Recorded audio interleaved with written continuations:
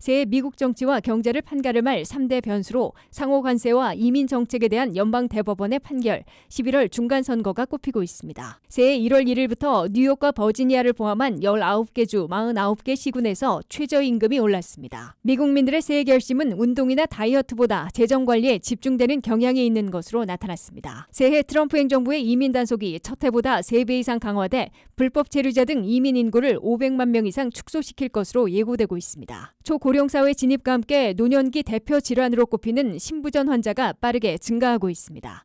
시청자 여러분 안녕하십니까? 워싱턴 뉴스 투데이입니다.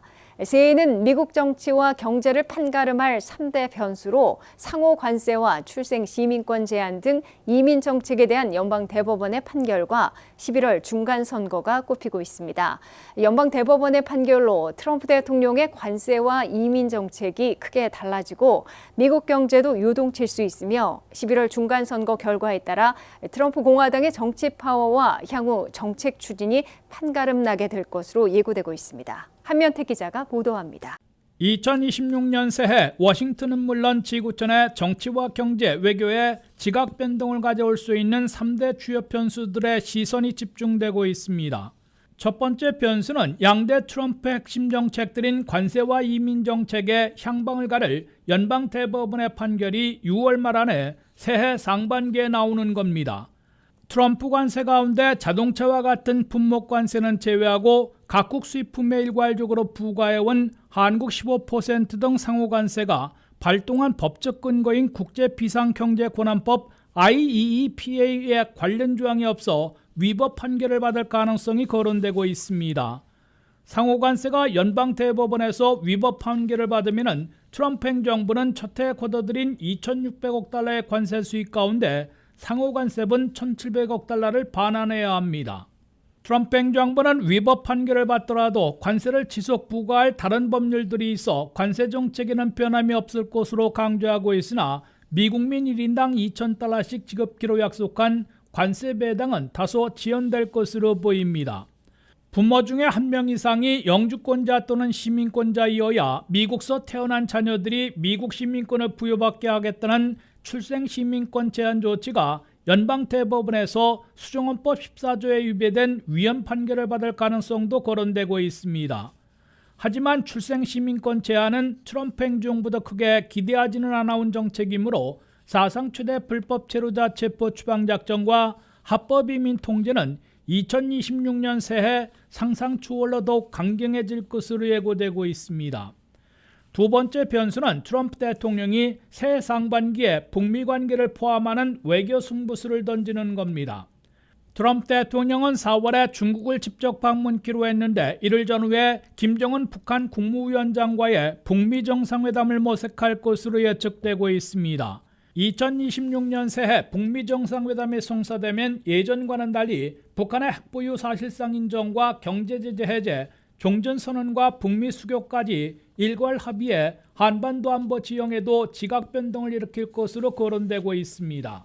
북미 관계에 이어 남북 관계까지 해빙되면 5년째 접어든 우크라이나 전쟁 종전 등과 함께 트럼프 외교 승부수가 역사적인 결실을 맺고 노벨 평화상 수상도 가져올 것으로 예상되고 있습니다. 세 번째 변수는 새해 상반기에 어느 정도 도전을 극복하고 결실을 맺느냐에 따라 판가름 날 11월 3일 중간선거 결과입니다. 역대 중간선거에서는 집권 여당이 의석수를 많이 상실해 상하원 다수당을 빼앗겨왔기 때문에 이번 중간선거에서도 그런 역사가 되풀이돼 트럼프 공화당이 파워를 상실하게 될지 주목되고 있습니다. 트럼프 대통령은 1기 임기 때였던 2018년 중간선거에서 공화당 하원 의석을 41석이나 빼앗기며 다수당을 상실한 반면 상원은 2석을 늘려 다수당을 유지한 기록을 갖고 있습니다.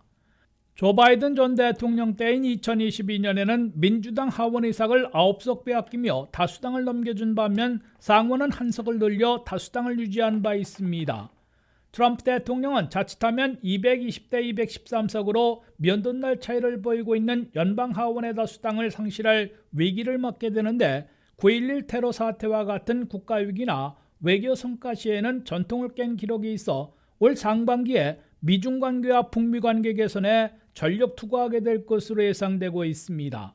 WKTV 뉴스 한면택입니다. 2026년 새해 1월 1일부터 미 전역에서 뉴욕과 버지니아를 포함한 19개 주 49개 시군에서 최저임금이 올랐습니다. 60곳에서 최저임금이 $15를 돌파했는데 버지니아는 물가 인상분만 반영돼 $12 77센트로 소폭 오른 반면 뉴욕에선 도시 지역이 $17까지 인상됐습니다. 2026년 새해에도 1월 1일 첫날부터 19개 주 49개 시군을 포함해 68곳에서 최저임금이 인상됐습니다. 올 하반기에 인상되는 4개 주 22개 시군을 포함하면 2026년 안에 22개 주 66개 시군에서 최저임금이 오릅니다. 2026년 1월 1일부터 최저임금이 오른 지역들 가운데 60곳은 2012년부터 추구해온 시급 $15를 돌파했습니다. 버지니아는 1월 1일부터 CPI 물가 인상률을 반영하는 생활비 조정으로 최저임금이 $12 41센트에서 $12 77센트로 소폭 올랐습니다. 캘리포니아도 생활비 조정으로 $16 50센트에서 $16 90센트로 소폭 인상됐습니다. 오하이오는 $10 70센트에서 $11로 조정됐습니다. 이처럼 1월 1일부터 최저임금이 인상됐다고는 하지만 13개 주 44개 시군에서는 법률에 의한 단계별 인상이 아니라 물가 인상률을 반영한 소폭 자동 생활비 조정에 그쳤습니다. 이에 비해 단계별 조정을 시행하고 있는 뉴욕주에선 뉴욕시와 롱아일랜드 등 대도시 지역에서는 1월 1일부터 시급이 $17까지 올랐습니다. 뉴욕의 업스테이트 지역에선 $16로 차등을 두고 있습니다. 1월 1일부터 최저임금을 올리는 대신 7월 1일 이후인 하반기에 인상하는 지역들도 4개 주 22개 시군에 달하고 있습니다. 플로리다는 9월 30일에나 최저임금을 올릴 계획인데 현재 $14에서 $15로 인상하게 됩니다. 2026년 새해를 맞아 미 전국에서 60곳의 최저임금이 2012년부터 캠페인을 벌여온 시급 $15를 돌파하고 있습니다. 게다가 뉴욕 등 3개 주 40곳은 최저임금 $17 시대까지 맞고 있습니다. 전체는 아니지만 뉴저지에서 롱텀 케어 종사자들은 시간당 임금이 $18 92센트로 올랐습니다.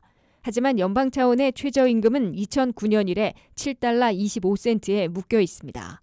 대부분의 지역들은 연방 차원의 최저임금을 적용하지 않고 주별 최저임금을 선택하고 있습니다. 미국민들의 새해 결심은 운동이나 다이어트보다는 재정 관리에 집중되는 경향이 있는 것으로 나타났습니다. 1월에는 연말 소비로 인한 재정적 부담을 체감하는 사람들이 많아져 지출을 줄이고 저축을 늘리는 절약 관련 활동들이 늘어나는 것으로 조사됐습니다. 또한 새해 초에는 직장인들의 이직 고민이 늘고 세대별로 서로 다른 재정 부담과 걱정 속에서 한 해를 시작하는 것으로 나타났습니다. 안혜린 기자의 보도입니다. 여러 소비, 금융 관련 조사 결과를 종합하면 2026년 미국인의 새해 결심은 흔히 떠올리는 운동이나 다이어트보다 재정 관리와 관련된 목표가 상위에 오르는 경향이 있는 것으로 나타났습니다.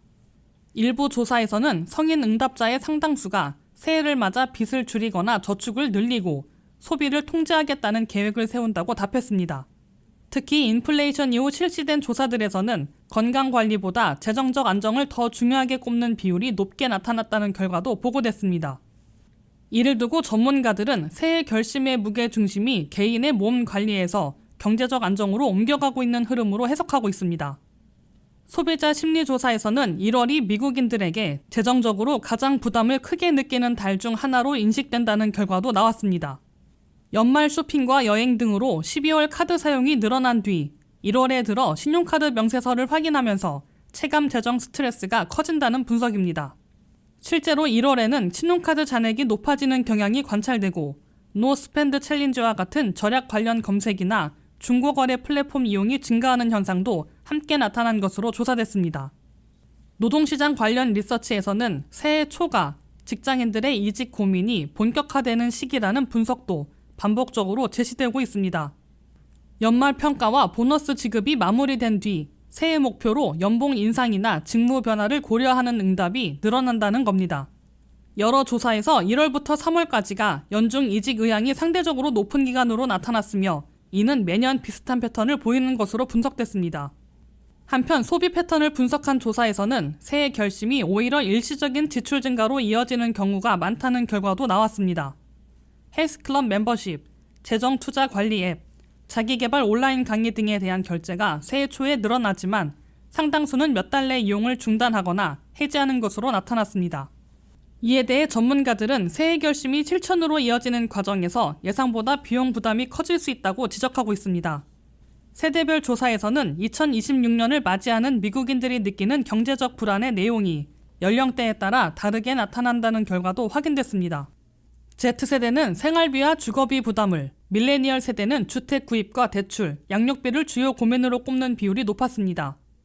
베이비붐 세대의 경우 은퇴 이후의 소득과 의료비에 대한 우려가 상대적으로 크게 나타났습니다.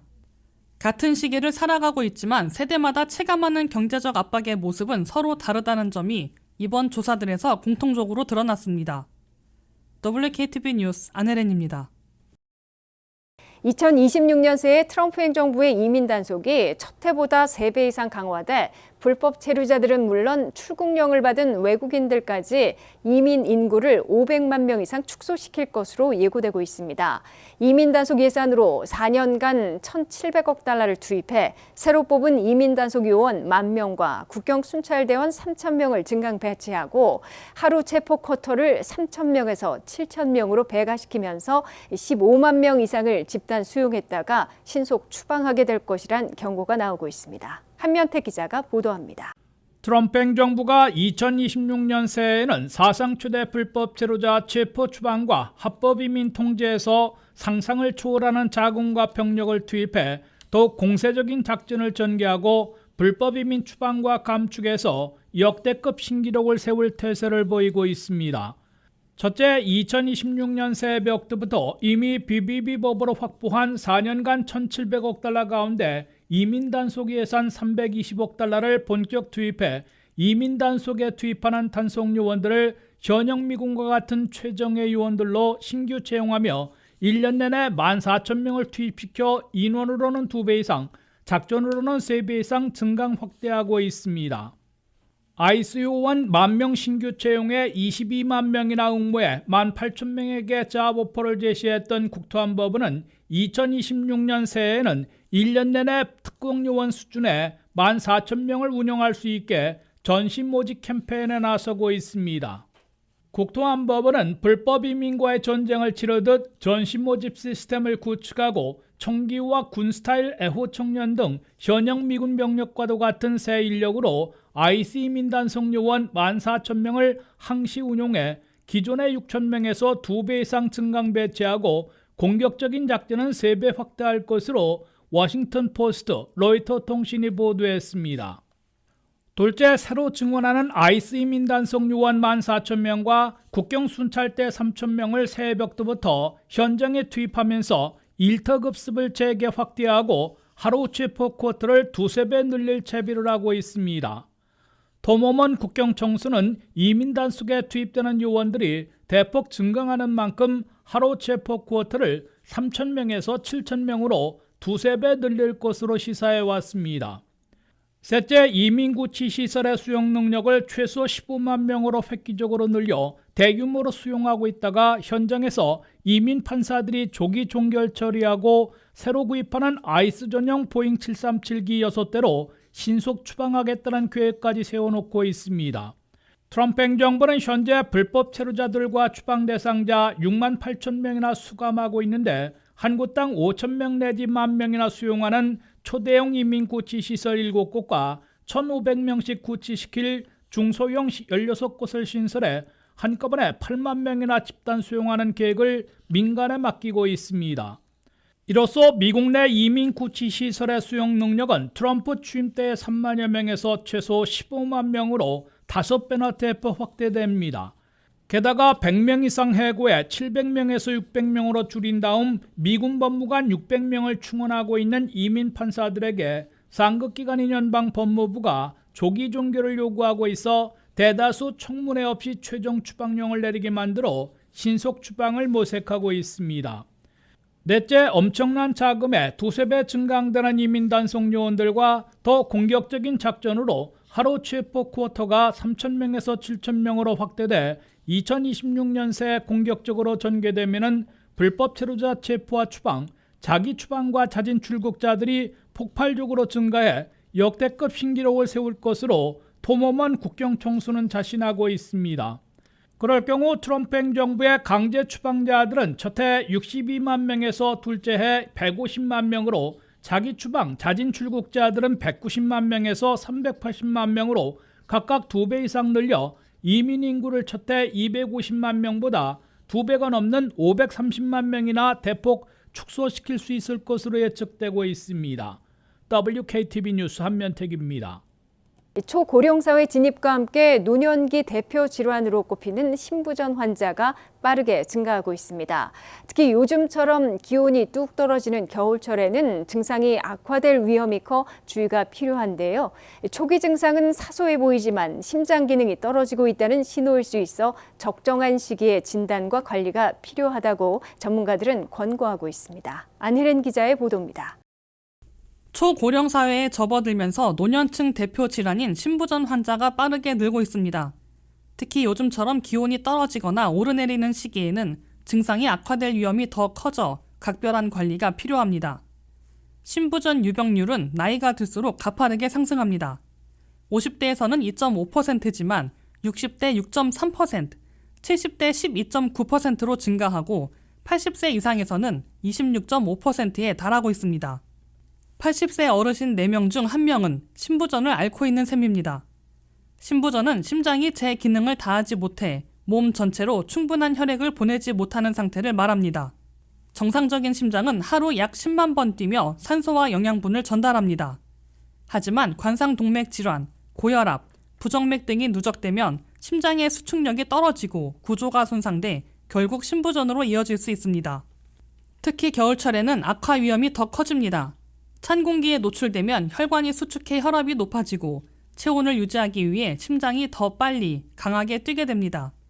이로 인해 에너지 소모가 증가하고 심장에 큰 부담이 가해집니다. 여기에 인플루엔자 같은 호흡기 감염병까지 겹치면 신부전 증상이 더욱 나빠질 수 있습니다. 전문가들은 신부전의 초기 증상은 매우 다양해 쉽게 놓치기 쉬우니 작은 변화에도 반드시 의사와 상담하라고 조언하고 있습니다. 신부전 초기 증상으로는 조금만 움직여도 숨이 차거나 누우면 호흡이 불편해지고 다리나 발이 붓는 증상이 나타날 수 있습니다.